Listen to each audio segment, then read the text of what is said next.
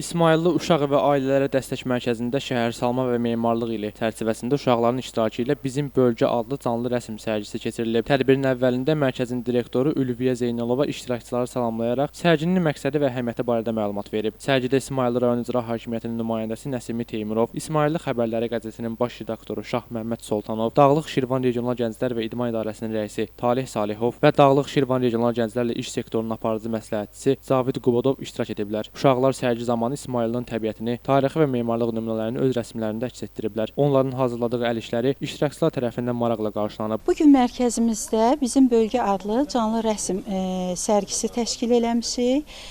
Həm də bugün uşaqlarımızın bir asudə gününün təşkilidir.